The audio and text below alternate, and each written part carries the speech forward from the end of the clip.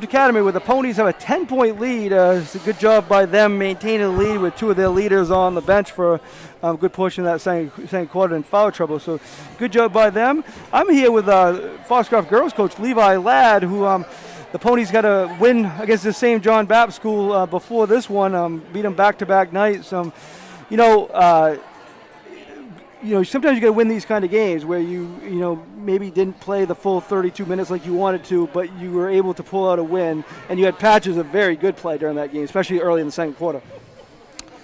Yeah, I think everybody's going through the same thing with kind of a crazy schedule.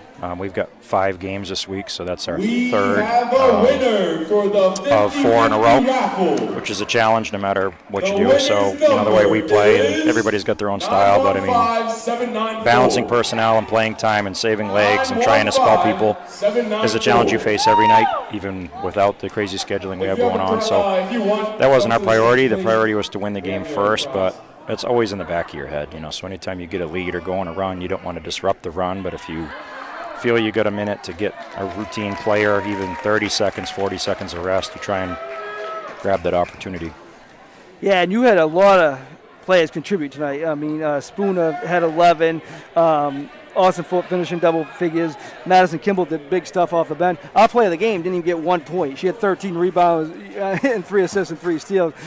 This kind of shows how not necessarily the leading scorer, you can make a difference in a lot of ways, huh? Yeah, and we've kind of hit a wall a little bit. Old Town and Herman we had over the weekend, and they're just phenomenal teams, and we didn't rise to the occasion, didn't really come to play. Everybody's going through staffing issues with COVID or quarters closing or nagging injuries. Annie Raines is nursing an ankle. We got a couple people nursing some injuries, so does everybody else. So we go through that. But, Bapst, despite their record, they've been in some games. Their schedule is brutal to start. I wouldn't have wanted their schedule to start. If we had, we'd probably be 0-5. It was just, I wouldn't envy their schedule to start well on anybody. But we played through it, and we're balanced in terms of our, we've got 3 seniors, a few juniors, and some sophomores, but the heavy playing time is a pretty young core group, so we're really just kind of learning how to play together and trying to face adversity.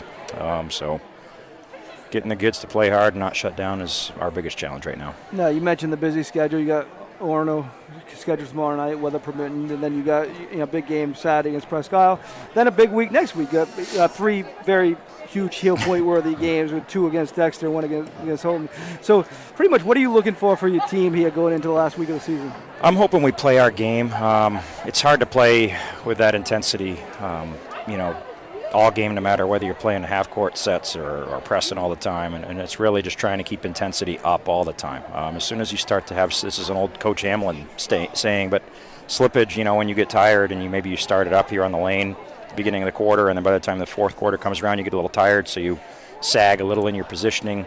We're really trying to fight that, and you kind of get that in a game basis, but you also get it at the end of the season, and especially when you're playing weeks like this. Mm-hmm. You could start the game off really kind of just without any legs and playing out of position. So we're really just kind of trying to tighten up the mental focus and eliminate mental mistakes. We're turning teams over 35, 40 times a game, and that's great, but when you're also throwing the ball away 25 or 30 times yourself, you kind of negate that effort. So today was, a really good effort for us. I think it was the first time all season we've been under 20 turnovers, which isn't great, but that is a drastic improvement from what we've been doing. So we're taking steps in the right direction and just really trying to play good, mentally tough basketball. We got a lot of points next week against some really well-coached and well-prepared teams. So we got to play smart. Yeah, you mentioned the turnovers, but kind of your style of play, you're kind of, you're kind of going to create more turnovers. Right. You're going to actually have more turnovers. Playing fast, you're going to have some, exactly. And, we're trying to stay under 20. 20 for most teams is, oh my goodness, we had 20 turnovers. Jody Grant would pull his hair out if his team had 20 turnovers. But we can live with that because we're trying to speed the game up. We're going to, Presque Isle's going to try and slow us down and shoot.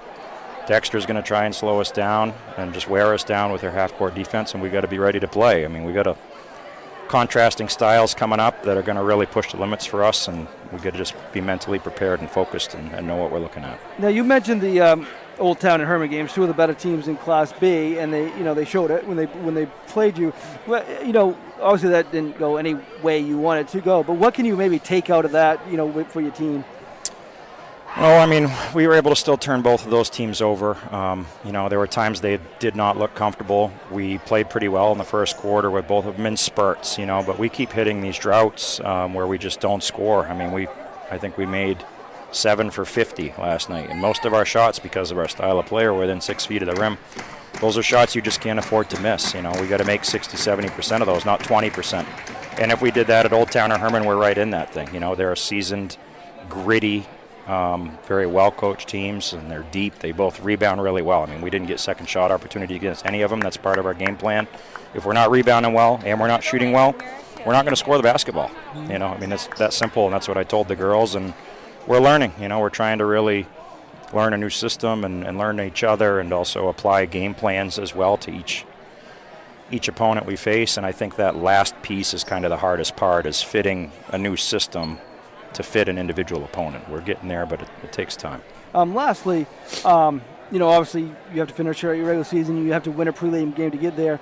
But how good was it maybe to get on that floor last night? Oh, and good experience for your team. As you said, your goal is to get there. So if you do get there, that experience will help going forward, huh? It was fun for everybody. That's a massive place. I mean, I hadn't actually been in there, for a basketball event in a few years. And when you're in there, down there on the sidelines, it's a totally different angle than sitting in the seats.